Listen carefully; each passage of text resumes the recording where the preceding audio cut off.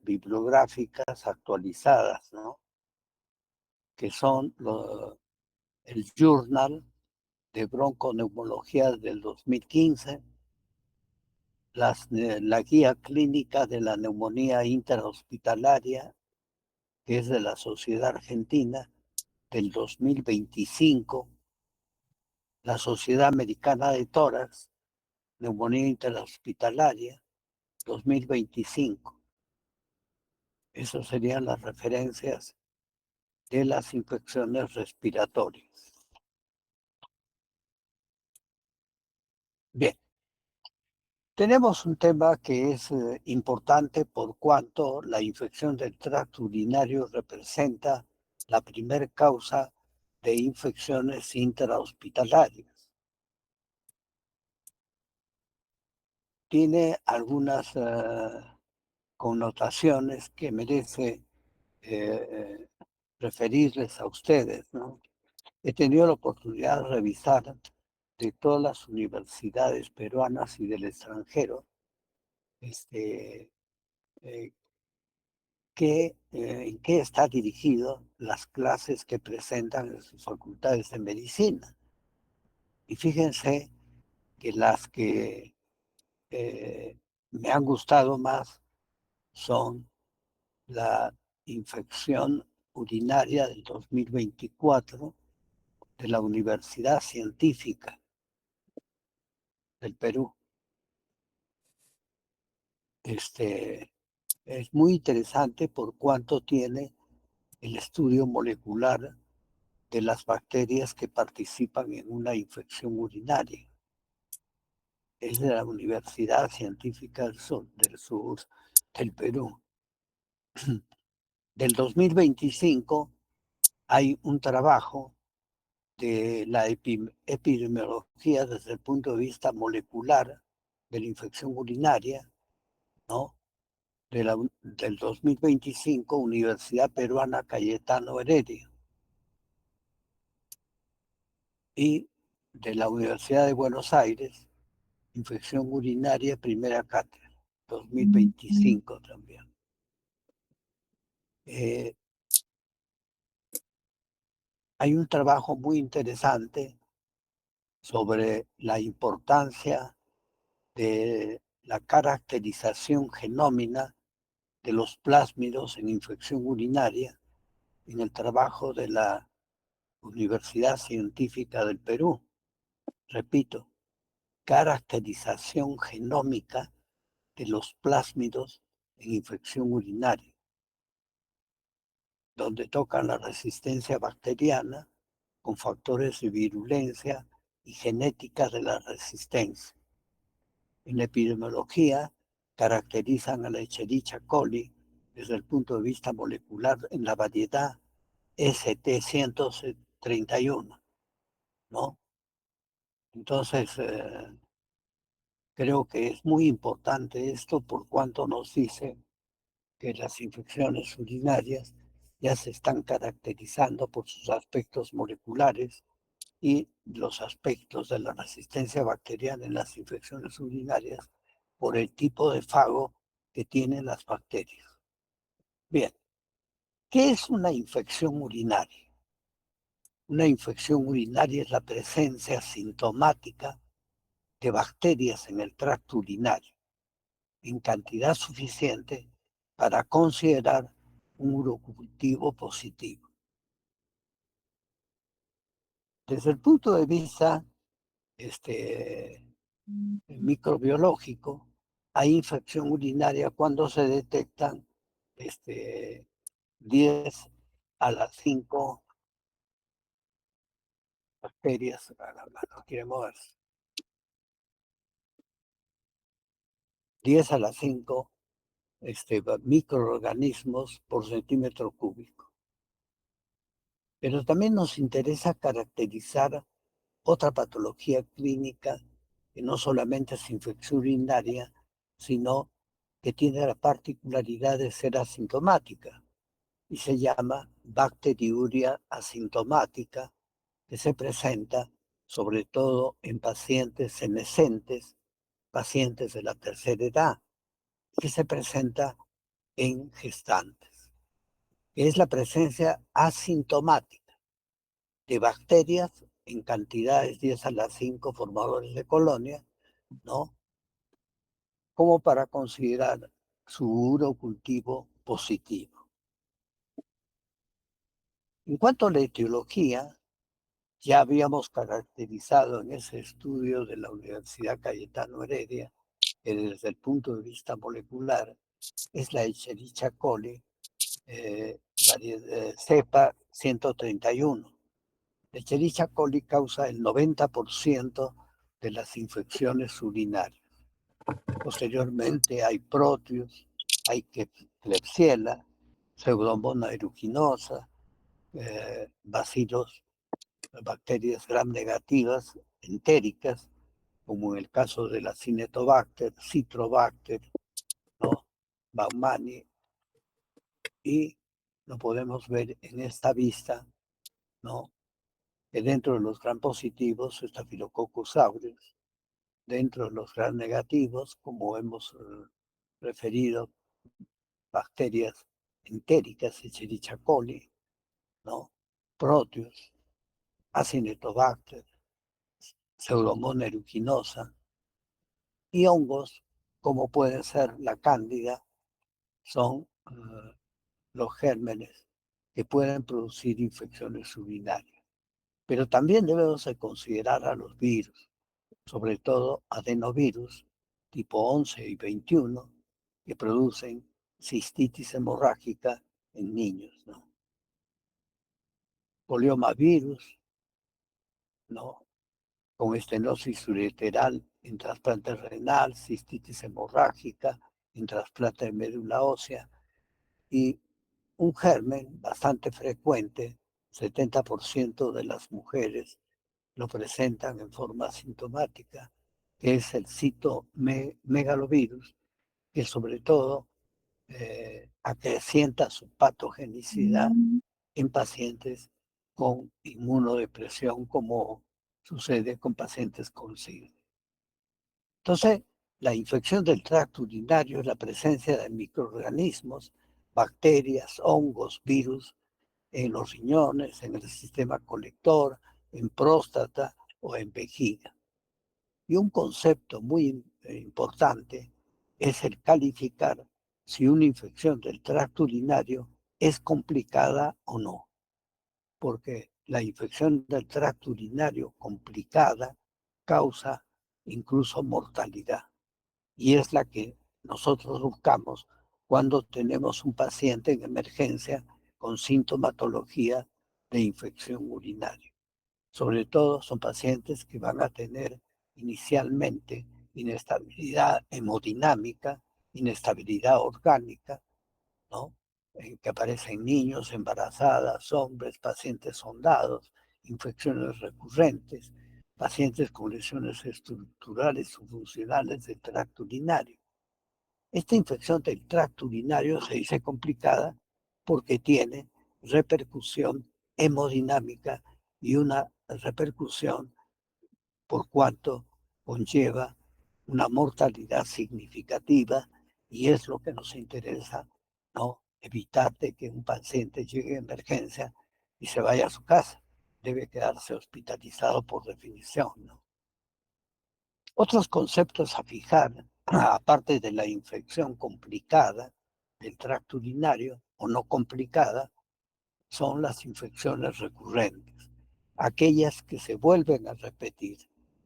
Cuando ocurre el mismo germen, llamamos infección urinaria por recidiva, ¿no? Significa un fracaso del tratamiento, aparece 1 o 2 semanas después de haber finalizado un buen tratamiento para la bacteria que se aisló, y la recurrencia de la infección, decimos recurrencia cuando se trata de otro germen, una reinfección que aparece después de 2 semanas, ¿no?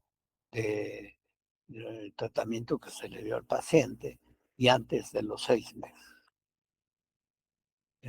La frecuencia de la infección urinaria es más frecuente en el sexo femenino, y creo que debemos descartar alguna patogenia que se lee por ahí todavía en algunos libros, la cortedad de la uretra en la mujer, el mal aseo que puede tener una paciente, ¿no? La proximidad de la zona perineal. Eso se decía hace muchos años. Actualmente vamos a ver más adelante cuál es la causa verdadera, científica, demostrada ahora, por la cual una persona hace infección urinaria o está predispuesta a tener una infección urinaria. Bien, es más frecuente en la mujer, en la edad de la reproducción, en pacientes de edad avanzada, ¿no? Pacientes senescentes.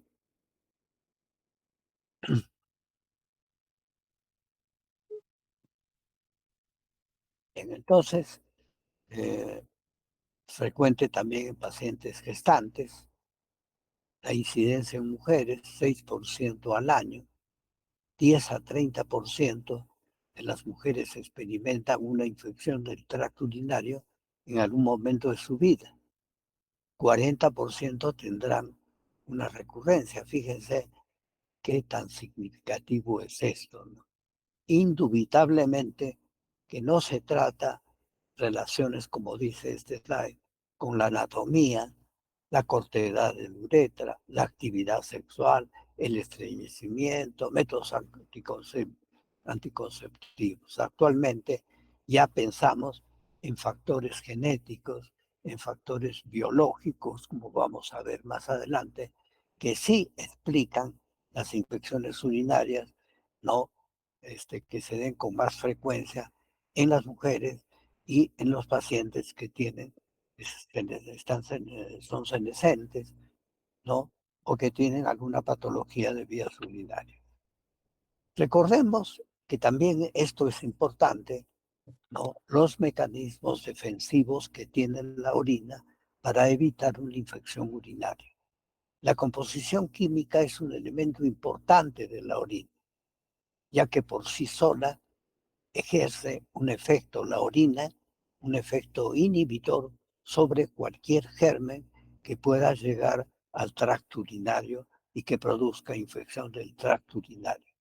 Los mecanismos defensivos que tenemos son algunos que dependen de la osmolaridad de la orina, del pH ácido, que son mecanismos protectores, la elevada concentración de la urea en la orina, y la elevada concentración de ácidos orgánicos. Todos estos factores, pues, son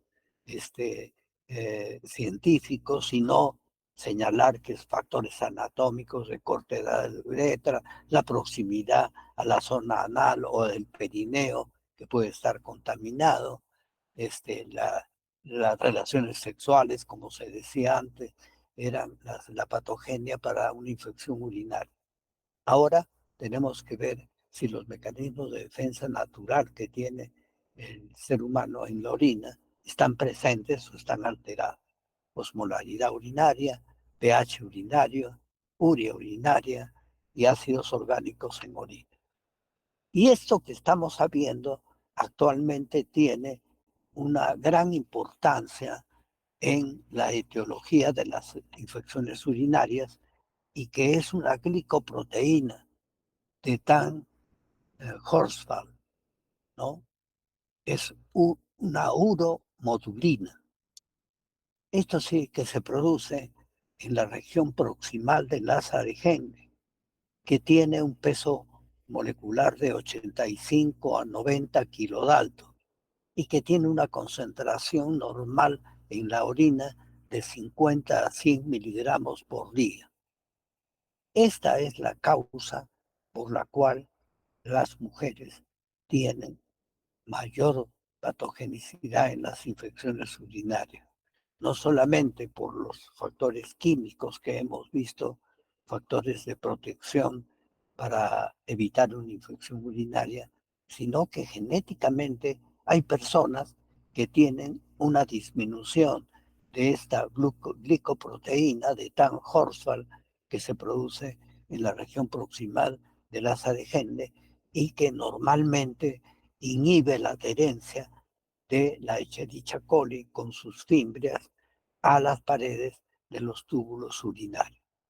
Entonces, este concepto es muy importante actualmente como causa de la infección urinaria. Sin embargo, los gérmenes pueden llegar por diferentes vías también, no solamente ser un factor genético por la cual la paciente pueda tener una proteína de Tan-Horsfall disminuida de 50 a 100 miligramos por día en la orina, ¿no? Sino también de que pueden ser focos infecciosos que lleguen por vía hematológica. Pacientes que tienen bacteriemias por algún germen, frecuentemente por estafilococo, con una infección fuera de la vía urinaria que por vía sanguínea llegan y producen incluso hasta abscesos renales, ¿no? Son pacientes que cursan con enfermedades crónicas o que reciben tratamientos inmunosupresores, pacientes con sepsis o bacteriemias de, por estafilococo. La vía ascendente, ¿no?, es también una causa de que las bacterias puedan llegar desde la uretra hasta los riñones y producir infección urinaria. Entonces, esto que dice en el slide ya no es válido, pero se considera también como un factor, pero de menos importancia.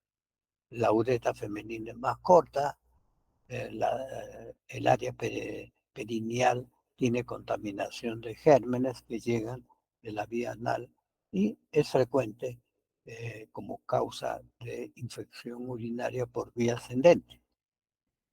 También los procedimientos que se realizan a estos pacientes, como la colocación de catéter vesical en condiciones de una asepsia muy restringida, ¿no?, pueden ser causa de infección urinaria por vía ascendente. También la infección urinaria puede caracterizarse o considerarse de acuerdo a la región anatómica en la cual se evidencia. Infecciones bajas, uretritis, cistitis, prostatitis. En los varones, recuerden que la prostatitis produce un cuadro infeccioso, séptico, ¿no? Que puede ser, incluso puede requerir, en muchos de los casos de prostatitis agudas o crónicas, la prostatectomía eh, parcial o total como mecanismo para retirar los gérmenes que se ubicaron en la glándula prostática.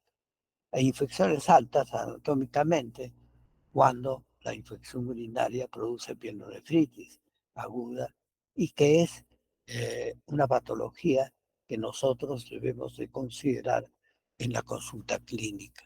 Y la sospechamos no solamente porque un paciente puede tener disuria, polaquiuria, deseo miccional, fiebre, sino porque el paciente ya manifiesta inestabilidad hemodinámica y sobre todo manifiesta sensación nauseosa, que significa la presencia de diversos factores que se liberan en la inflamación, como ser factor de necrosis tumoral alfa, que produce sensación nauseosa, fiebre, decaimiento, dolores osteomusculares, y que nos indica, ¿no?, de que puede ser una pielonefritis aguda y que su importancia radica en que muchos pacientes pueden llegar a morir por esta patología.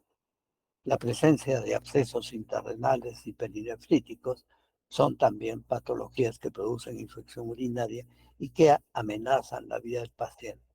Sin embargo, la sintomatología más frecuente que presenta un paciente con infección urinaria está caracterizada por dolor, ardor al orinar, disuria, ganas de orinar a cada momento, polaquiuria, sensación de falta de vacuidad de la orina con las micciones, o sea, un deseo de volver a miccionar nuevamente, tenesmo vesical, urgencia miccional, ¿no?, en presencia de hematuria, en presencia de enuresis.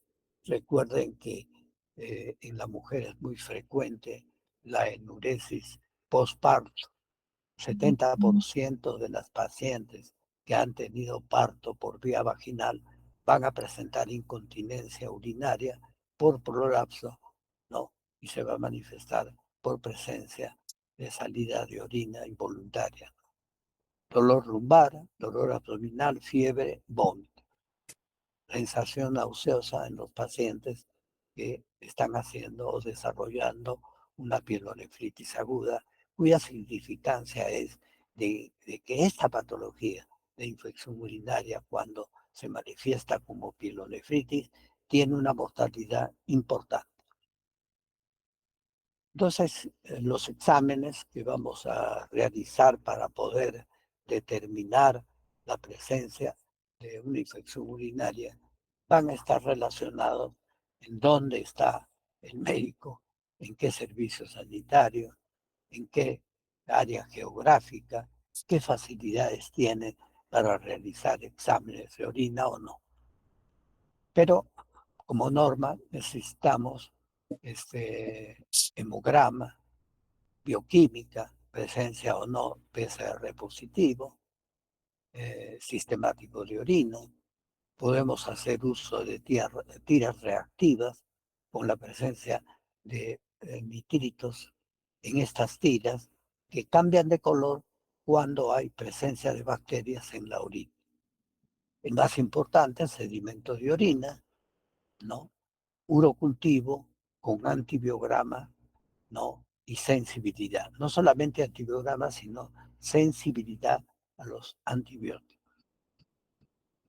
Pruebas de imágenes, si estamos en emergencia, podemos hacer uso de radiografía simple de abdomen para ver tamaño renal, ecografía de riñón y vías urinarias para caracterizar, ¿no? Características de los riñones, de las vías urinarias, presencia de litiasis, ¿no? La muestra de orina es importante, creo que es el examen que podemos hacerlo en cualquier centro médico en nuestro medio, ¿no? La muestra de orina es una muestra que lo obtenemos eh, en el segundo chorro de orina que tiene el paciente. Y es una muestra que también vamos a procesarla para un urocultivo y antibiograma. Se puede contaminar con microorganismos de la piel, de la uretra, vagina, por lo tanto, para obtener una buena muestra del segundo chorro de orina por la mañana, debe el paciente, mujer y hombre, realizarse una higiene genital que sea muy pulcra. Bueno, a través del catéter vesical podemos obtener muestra de orina, a través de la punción vesical suprapúbica también podemos obtener muestras de orina.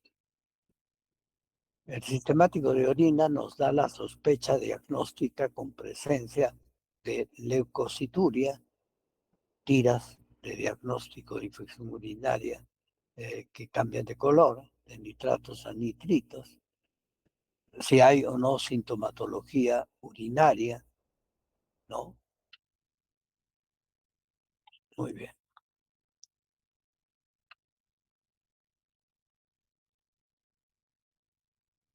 Leucocituria, más de 7 leucocitos por campo, piuria, que son neutrófilos degenerados, cilindros leucocitarios que nos avisoran de una pielonefritis, cilindros hematológicos que nos avisan de que se está complicando con glomerulonefritis.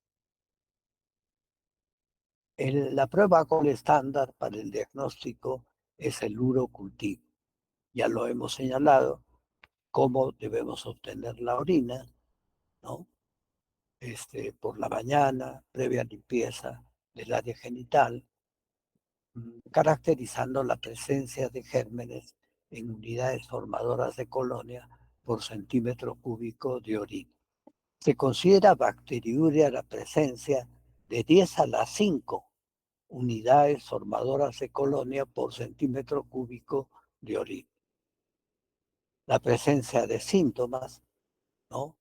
Está relacionada ya con la presencia de bacterias en 10 a la 3 como mínimo en el sedimento urinario.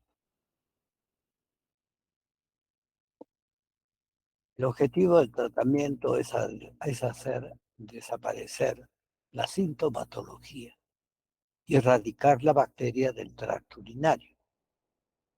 En las infecciones urinarias no complicadas, aquellas donde no hay inestabilidad hemodinámica, ¿no? Aquellas que no se han manifestado con sensación nauseosa, el tratamiento se inicia en forma empírica. Generalmente en nuestro medio se da eh, quinolona o se va, de acuerdo a los exámenes del sedimento de orina, se da quinolona asociada a una cefalosporina de tercera generación. En el caso de los pacientes que tienen ya sintomatología de complicación, ¿no? Con inestabilidad hemodinámica, es la hospitalización en un servicio de área crítica, previo los exámenes de rutina que hemos señalado, incluyendo por lo menos una radiografía de abdomen simple y una ecografía de riñones y vías urinarias. Muy bien. Entonces, hemos dicho tratamiento, generalmente quinolona, cefalosporina.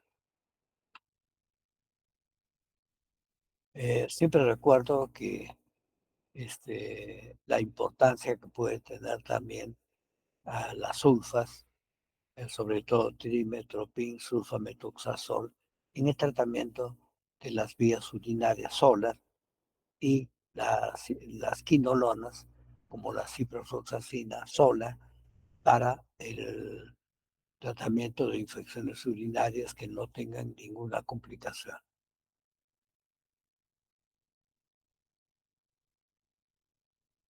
Eh, la administración de quinolonas es los antibióticos que llegan fácilmente al tejido prostático y que en el caso de prostatitis aguda o crónica va a ser eh, una terapia única casi para estas prostatitis. La infección urinaria en una paciente embarazada, ¿no? Consiste en dar una antibiótico terapia que no daña al feto. Entonces empleamos amoxicilina con ácido clavulánico, cefalosporinas, ¿no?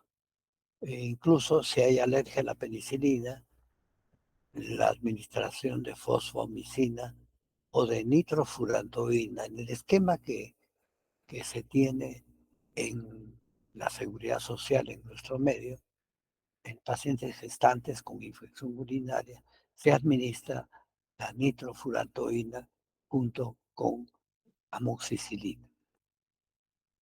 Pacientes con sondas, ¿no?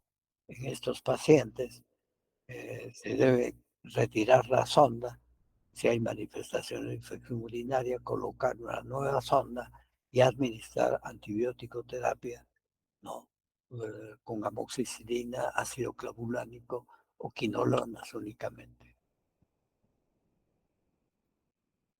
Muy bien, creo que ahí terminamos lo que significa entonces las infecciones urinarias. Yo vuelvo a repetir que las infecciones intrahospitalarias y las infecciones urinarias no tienen la causa de mayor de infecciones intrahospitalarias y también la posibilidad alta de que el paciente pueda transitar a un óbito. Entonces, de ahí el diagnóstico temprano, la sospecha clínica en paciente con infección urinaria que llega a emergencia, que tiene fiebre, decaimiento, dolores osteomusculares, ¿no? Y sobre todo, la sensación nauseosa nos hace ya presumir de que probablemente esa infección urinaria esté transitando hacia una infección urinaria complicada y que va a tener probablemente complicaciones severas que pueden incluso llegar a la muerte. Estos pacientes con esta sintomatología, repito, deben quedarse en áreas críticas, ya sea emergencia, trauma shock, cuidados intensivos incluso, por cuanto tiene una mortalidad muy significativa. Muy bien, eso es todo lo que quería traerles en esta clase, ¿no? Respecto a infección urinaria.